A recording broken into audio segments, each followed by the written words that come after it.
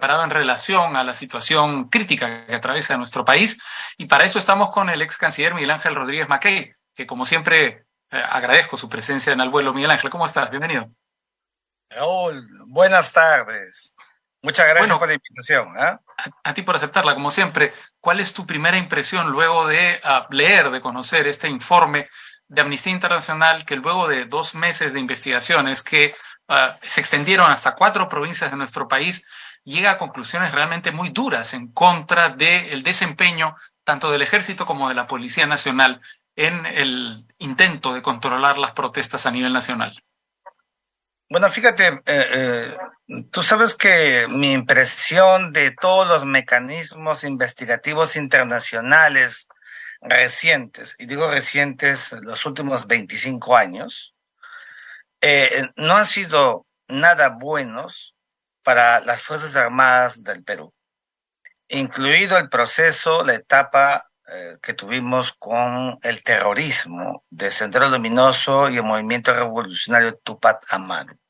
Todo ese proceso se ha superpuesto una dinámica, y a mí me parece bien en el fondo, de mirar a los derechos humanos con lupa. Tiene que ser así. Pero hay, digamos, porciones muy subjetivas en las apreciaciones, y yo en eso siempre digo, todos tienen que pasar por el escaneo de la investigación. Todos. Nadie puede librarse de ello.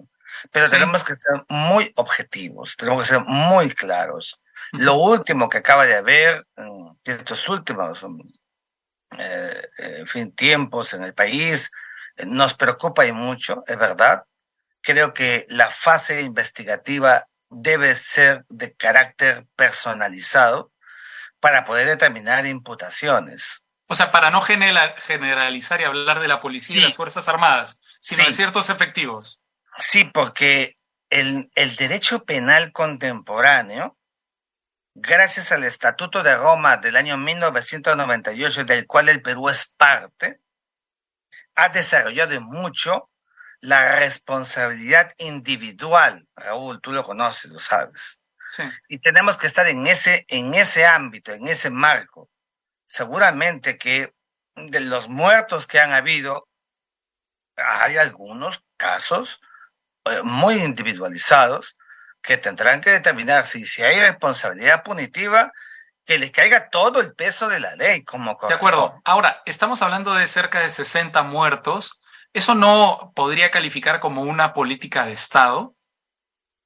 No, yo creo que no es una política de Estado porque primero no hemos tenido en el Perú una política de Estado que tenga los valores de la coacción y de la coerción, que es la violencia legítima, la violencia para el orden social como corresponde. Aquí ha habido siempre mucha actitud timorata, no se ha mirado con la fuerza que requiere para el control social y se ha desnaturalizado y por eso has visto cómo hay animadversión hacia las Fuerzas Armadas.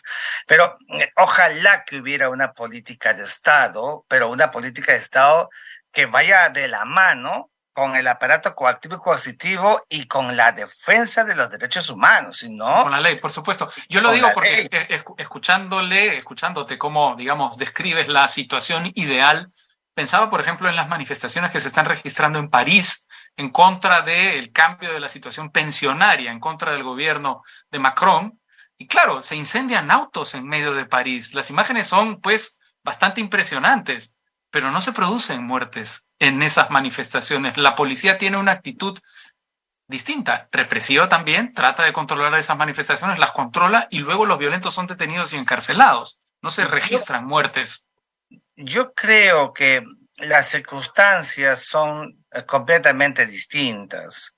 Tú y yo hemos tenido la suerte por lo menos de caminar por las calles de París Sí, o cercano, etcétera, o mirar, digamos, cómo hay ese pero, tipo de despliegue pero policíaco continuo, por qué son distintas las situaciones? Si se porque tiran son distintas. las piedras duelen igual en París y en No me refiero Huancayo. a eso, no me refiero a eso, me refiero a que, por ejemplo, la mayoría de los muertos en el caso del Perú han sido en Puno, ha sido en espacios de sierra, donde la zona es agreste y entonces pareciera que los que han actuado con el aparato coactivo y los que han hecho resistencia se habrían generado entre ellos una suerte de combate, ¿no? Que no es, ¿ya?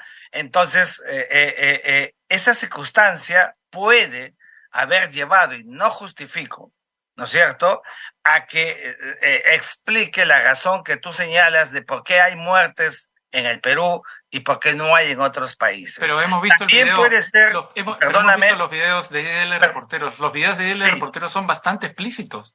sí, No ocurrieron también, las muertes en el aeropuerto, no ocurrieron en la zona de conflicto y muchas veces se disparó a personas que no estaban enfrentándose al ejército, yo estaban estoy de caminando. acuerdo, por eso estoy de acuerdo contigo en que debe determinarse de manera individualizada si hubo un acto fuera de ley y fuera de norma. Pero Sí. también hay que decir lo siguiente, y este es un jalón de orejas, ¿no es cierto?, para nuestro sistema coactivo y coercitivo. Es decir, falta ese aparejo para que conozcan sus verdaderos derechos y sus límites quienes ejercen la tarea coactiva y coercitiva.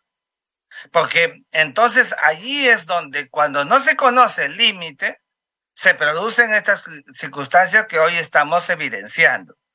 Yo creo que son de naturaleza excepcional, no creo que sean todos los casos, pero igual tiene que someterse a una investigación. Y ya te digo otra vez que si existen responsables, pues tendrán que pagar sus cuitas como corresponde.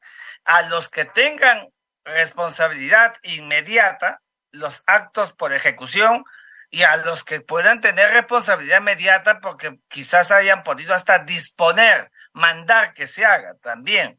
Todo ello, para eso se debe investigar. Uh-huh. Ahora, una pregunta que tiene que ver también con el derecho internacional humanitario. ¿Qué le parece la propuesta del congresista Cabero y el congresista Flores de una amnistía para los soldados y los policías que han intervenido en estas situaciones tan complejas en todo el Perú? Absolutamente fuera de lugar. Porque si hay una amnistía, estás aceptando ya que hay responsabilidad penal. Claro. Entonces, eso sería tirar la toalla. El aparato coactivo y coercitivo. Mira, en el Perú, lo que no se ha hecho, no se hace, es empoderar a la Fuerza Armada y a la Policía Nacional.